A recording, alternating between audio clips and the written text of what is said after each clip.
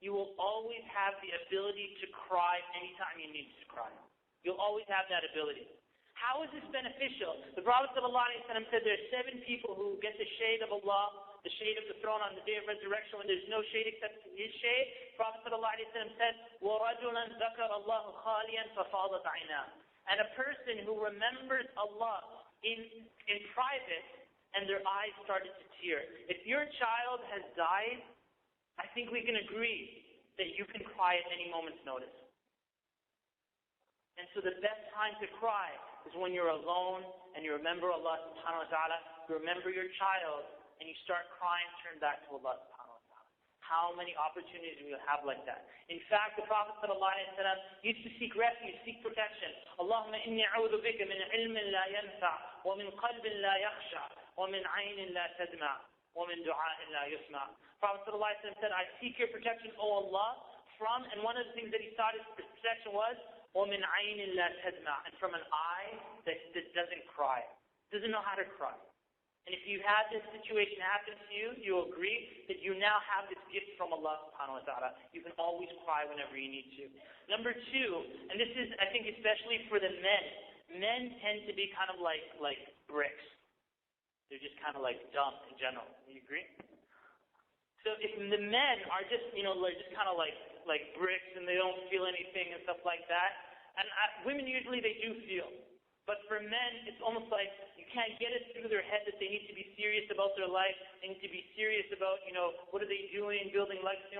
The issue of losing a child makes emotions raw, where the person starts to feel. And this is a great benefit, especially for the fathers. Thirdly, is that I think you'll agree that a person who loses their child will cherish the meeting with their child every day of their life. Would you agree with that? When are they going to meet their child? In Jannah. That's the appointment. So now, if you notice what happens, such an amazing thing. This is the person in this life. This is their child in Jannah. Their heart is always connected to their child who passed away. They now have a bridge from their heart to paradise. Every day for the rest of their life. They're always, every single day, every time they find themselves just sitting there, they remember their child and their heart connects to the hereafter. What an amazing blessing of Allah subhanahu wa ta'ala. Also, that a person, when something like that happens, this is the brother whose son passed away at 7 days. He has other children, and he says that you cherish every day you're with those kids. It's not the parents that neglect their children or take it for granted that they have kids. You start appreciating every single day. I have another day with this child. I have another moment with this child to teach them and love them and show my love and help them grow. And that's what parents should always be doing. This is the power that happens when a person is tested with this test. And when you see the affairs of the Muslims, and you see, Muslims were killed here, Muslims killed there, you start to feel, if I lost my child, I can feel what other people feel. I know their feelings. And sometimes those children were killed, bombs and things like that in war-torn areas, or children dying of starvation, the person starts to feel, and that's what's required from Islam. Okay, now let's get totally realistic here. Totally realistic. Because I don't want this just to be like a rosy lecture, and we're not going to bring up the real issues. I want to talk about what if someone shuts out Allah? Someone going in the direction of blaming Allah subhanahu wa ta'ala. Right? Where they actually say, why do you want to hurt me? Why do you want to... And they start using language which is going in a different direction. Inshallah ta'ala, we'll deal with that right now. There's a sister in the UK, and she says, this is an example, and there's kind of like even some stronger ones. But of course, even these sisters are writing this, they want to come back to Allah subhanahu wa ta'ala. Let's hear what she says. She says, I want to find a way out of the deep darkness that I find myself in. Astaghfirullah, I find myself angry that Allah has taken my child. I want to find faith again and be able to deal with this loss. I have another child, but I just keep thinking of my late child all the time, constantly. Right, so inshallah ta'ala we'll deal with this.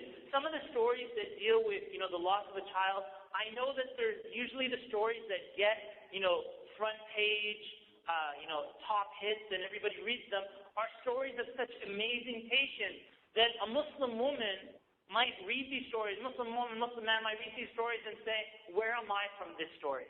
And they might even start feeling guilty that they can't be like this.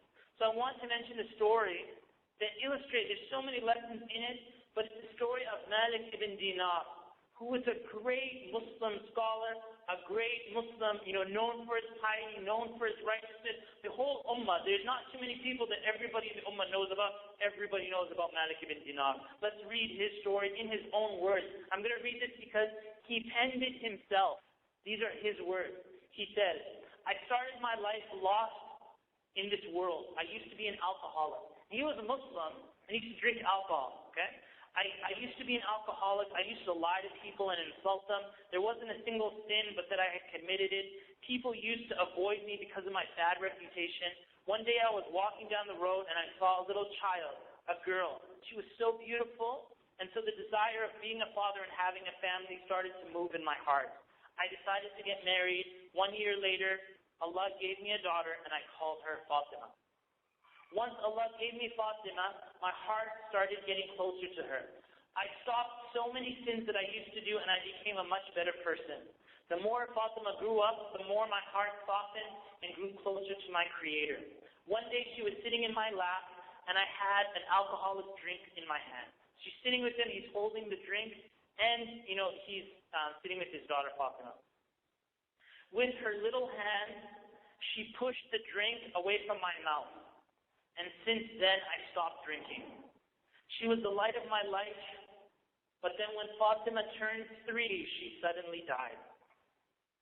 The light went away from my life. The pain was so much, and I didn't have the patience to bear it all. It turned me to become worse than I was before. I escaped my pain by drinking all night and all day. I returned back to all the sins that I used to do. I was seeking happiness and patience in sin. I was trying to forget. And actually, that's a very important point there, where he said he's trying to find happiness and patience through disobedience to Allah subhanahu wa ta'ala. Which is, even when we're talking about the mourning and the wailing and stuff like that, it's a disobedience to Allah that a person is actually trying to find patience and happiness through.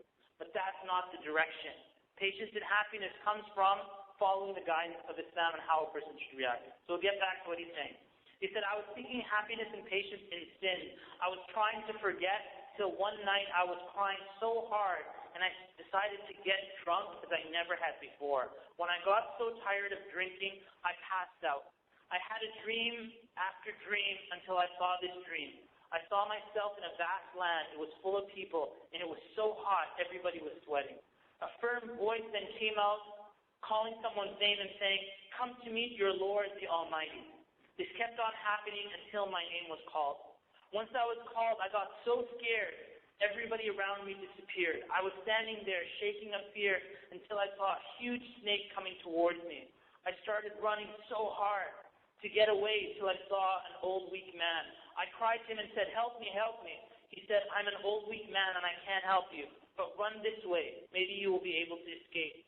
I ran to where he pointed, but I found hellfire right in front of me. So I ran in a different direction until I met the same man again, and I cried, help me, help me. He said again, I'm weak and old, and I cannot help you. But run towards this mountain, maybe you'll be able to escape. I ran towards the mountain. Once I got closer, I heard kids shouting, Fatima, Fatima, come and save your father. I then found my little daughter coming down the mountain to me. She took my hand and sat me down, and with her other hand, she easily pushed the huge snake away. I was so tired and scared, and she sat on my lap the way that she used to do when she was alive. I asked her, what's going on? She said, Father, the old man you saw